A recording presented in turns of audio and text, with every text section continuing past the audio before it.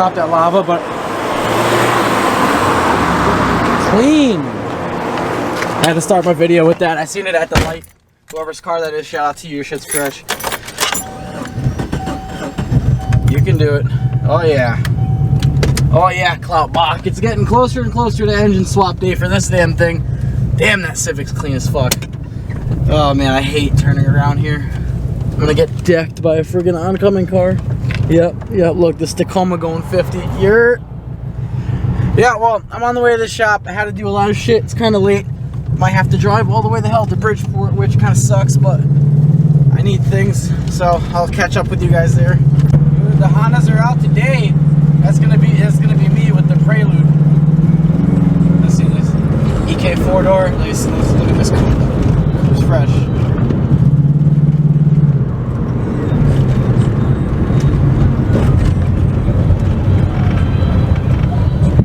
Alright guys, so I'm at the shop. Here's where I'm at. I was supposed to go pick up charge piping, but it's like 45 minutes away, and the guy said he'll meet me 20 minutes away tomorrow. So I'm gonna do that. I'm not gonna go all the way to freaking like the deep part of Bridgeport. Not really worth it. Mail, pretty damn exciting, and I thought that it'd be a good time to talk about what you should do to tune your Honda.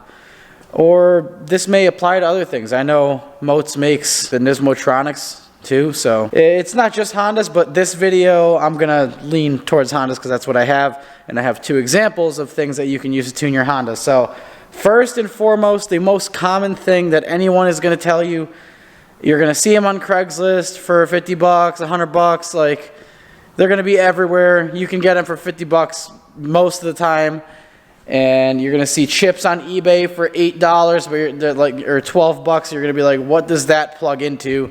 Well, this basically. So, and common misconception: the P28 is not the best ECU to chip. You can chip any stock Honda ECU, excluding I don't think you can do the square ECUs, the JDM ECUs, but the rectangle ECUs can be socketed and chipped fairly easily. So basically, those little chips you see on eBay for 12 bucks are going to be these. Some of them might say Mugen or Spoon. They're not. They're just different tunes.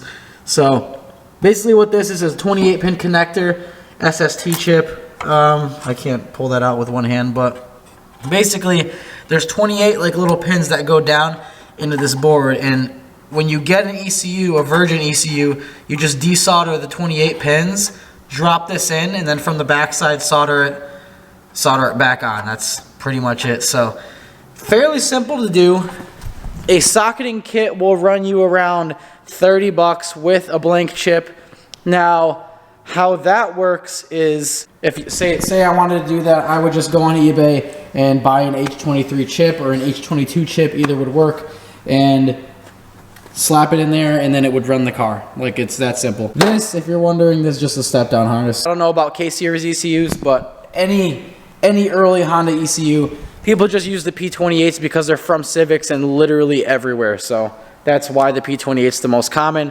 Don't go on eBay and buy a P28 for 400 bucks because it's socketed. You go get one on Craigslist, go to the junkyard, they're gonna charge you like 80 bucks at the junkyard. So just don't get fooled by that stuff. So basically what you do is you take this to a tuner, or you go get a base map, whatever, then you bring it to your tuner, and how you tune this is they continually take this chip out, put it in like this ROM burner, and then they'll put in the values they think that will work for your car. They would burn a map onto it, you'd go drive it, like make sure your AFRs are good, or you do your dyno run, see how much power you make, then they'd go again and do whatever other settings they can do, and there's not much adjustability with this. There is people who still tune that, and it works fine for them.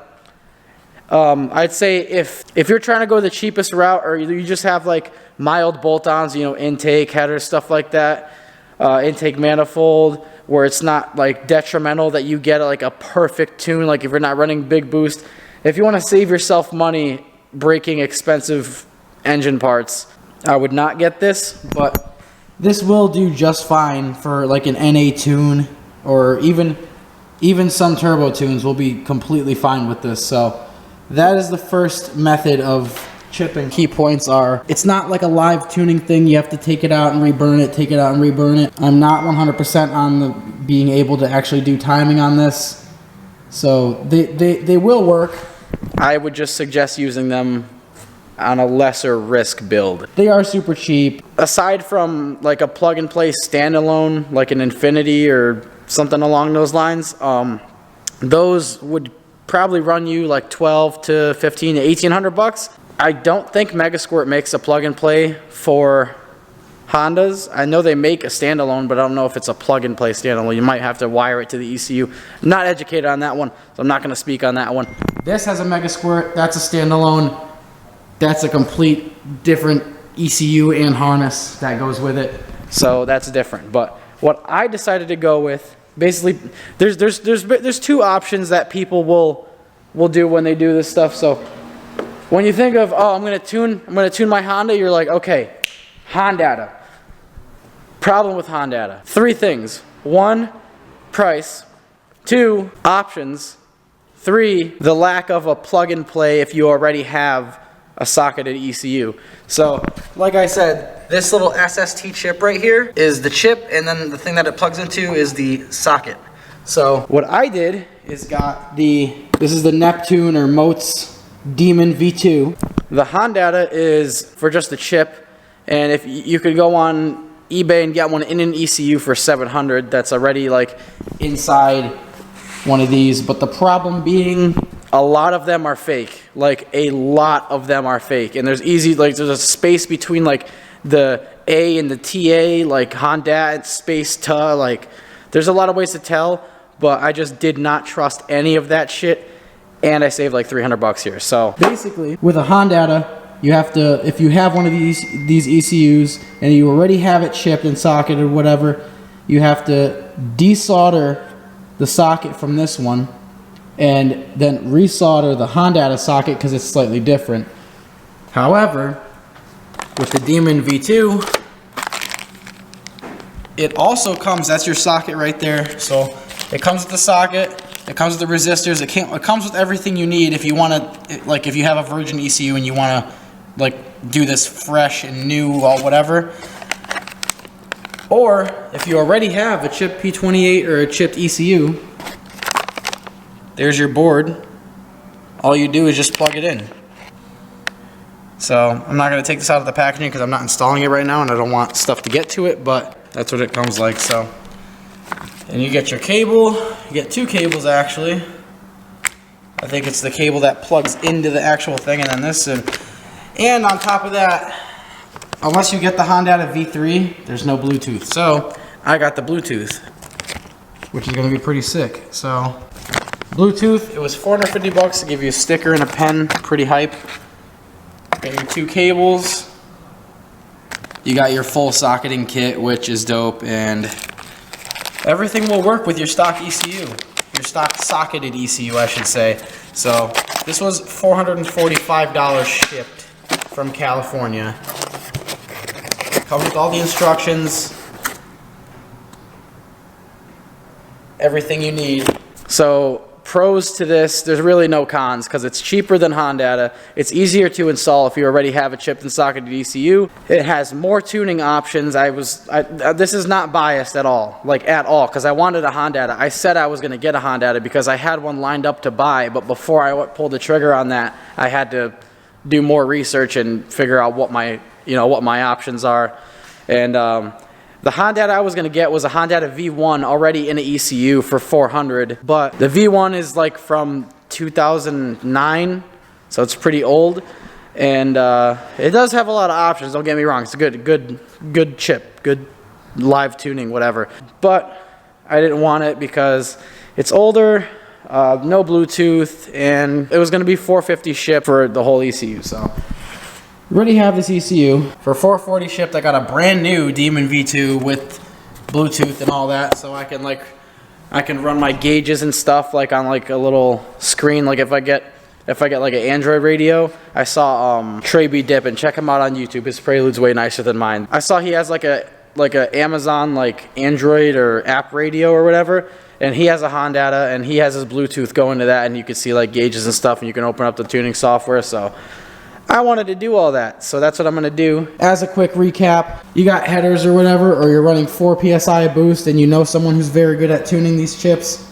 go ahead. It's by far gonna be the cheapest way to go. Unless you count breaking stuff or not because your tune isn't correct and like having to replace an engine as an expense, then this might cost you some if you're up there in performance. So just keep that in mind. Not a bad option to have. Definitely the cheapest. Here, I would say that's your probably your best option, unless you want to go, you're dead set on a full standalone. This would probably be your best option. Has a lot of options, like the tuning like literally go on the Moates website. The list of tuning options is like endless. And no, this isn't sponsored either. Like I wish I got this for free. I did not want to spend money on this shit, but I know I need to have an actual tune on this that someone can tune while it's running instead of having to shut it off and reflash it. If I wanted to be cheap about it, I could have just had them tune that chip, and I would have only probably paid like 200 bucks for a full tune. But I'm gonna do this, and then Jimmy's gonna plug his laptop into this and tune it, so it'll be pretty easy. And I'll make a video installing this, but I just wanted to go over the reason that I did this and why you might want to choose this over Hondata. Not knocking Hondata, like I said, it's a great chip, it's a great tuning application, but for an older Honda, I think the Demon V2 is the way to go because, like I said, price, Bluetooth, and compatibility with anything that, like any ECU that you already have chipped. The only thing that will not fit in is the square JDM ECU, and that says that on the website. That's why I said it before. But quick overview, short video. I'll get back to you guys tomorrow, hopefully with charge piping and all that. So I'll see you guys next time. Thank you for watching. Sorry for another talking video, but I hope this one was a little bit more interesting, and I hope you guys are happy to know that I'm going to be tuning this correctly, or Jimmy's going to be tuning it correctly with a badass Demon V2 Moates board. So very good. I'll see you guys next time. Peace out. Subscribe if you haven't. Bye.